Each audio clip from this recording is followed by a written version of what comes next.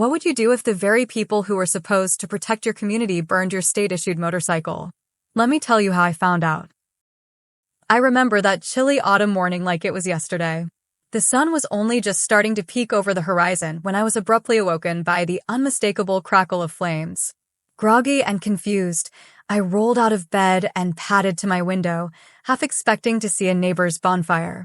Instead, I was met with a scene that would haunt me forever: my state-issued police motorcycle, my pride and joy, the very machine I relied on to serve and protect, was engulfed in a fiery inferno right in my own driveway. At first, disbelief kept me frozen in place, but as the acrid smoke curled through the air, a sinking realization set in. This wasn't an accident. Someone had deliberately set my motorcycle ablaze. I scrambled to grab my coat and dash outside, the biting morning air doing little to cool the growing fury inside me. I had spent years on the force as a state trooper, and in all that time, nothing prepared me for this kind of betrayal. As I approached the blazing wreck, my heart pounded louder than the sirens that were sure to follow. I fumbled with my radio, already piecing together the sequence of events. In the distance, I caught the low murmur of laughter, so out of place in a moment of such calamity. Peering over the rim of my window, I saw them, a group of well-dressed homeowners gathered on the lawn across the street. They were not the usual neighbors you'd see sharing friendly nods on a lazy Saturday. These were the very people from the Homeowners Association, HOA, led by the impeccably dressed and notoriously overbearing Mrs. Pennington. I'd been repeatedly hounded by them, urged to join their community club that came with a laundry list of absurd fines for every little infraction. I had politely refused, believing that my service to the community was more than enough proof of my commitment to our neighborhood. But they didn't take my refusal lightly. For weeks, the HOA had sent me threatening letters and unreasonable citations: my untrimmed hedge here, my non-compliant parking there. I had shrugged it off as petty harassment until that fateful morning. Now, as I stood there watching the flames lick the steel of my motorcycle, I knew exactly who was responsible. Later that day, after the local fire department had tamed the blaze, I retreated to the calm of my living room. With trembling fingers, I loaded the security footage from my doorbell camera onto my laptop. The video was grainy, but every detail was unmistakable: a small band of well-heeled individuals creeping through the darkness, one of them pouring gasoline over my bike, another igniting it with a match. Their whispered chuckles as they set the scene. Every moment was a damning admission of their misdeeds. The evidence was irrefutable. I couldn't let these self-appointed community enforcers think they were above the law. And so, with a heavy heart mixed with righteous indignation, I began preparing for the confrontation. The next morning, dressed casually yet determined, I walked to the community clubhouse, the very same place where I'd once received their friendly notices and fines. The atmosphere inside was thick with tension.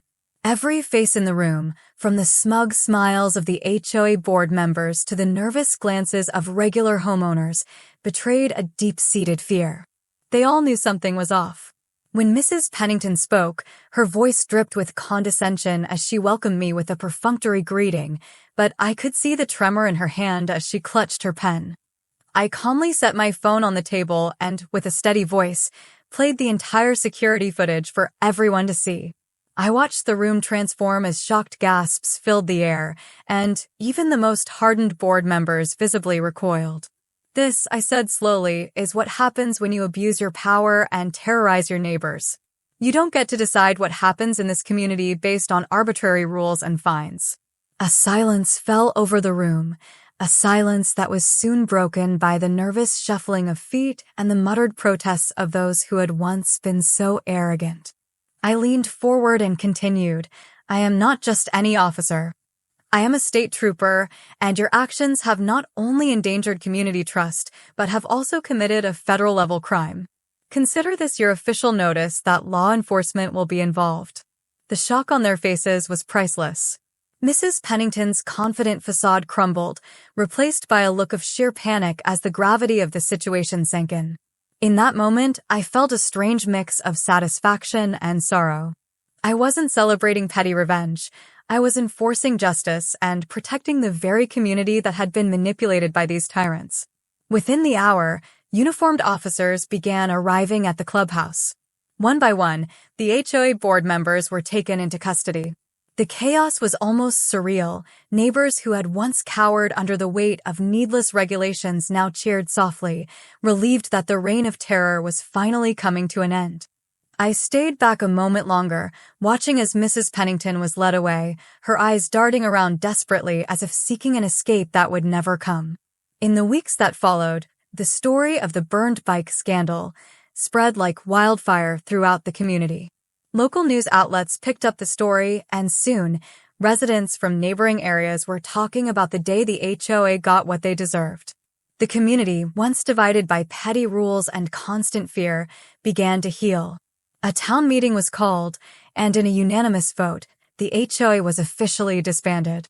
Their former office building was transformed into a community park, a place where neighbors could gather, share stories, and, most importantly, feel safe. I made sure to be present at the first community barbecue held in the park.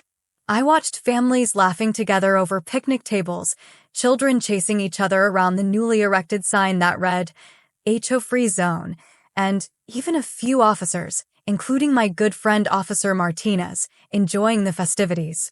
It was in that moment I realized that real strength lies not in enforcing arbitrary rules, but in standing up for what's right and reclaiming our own space. Even as I mingled with the relieved residents, I couldn't help but reflect on the harsh lesson learned that day.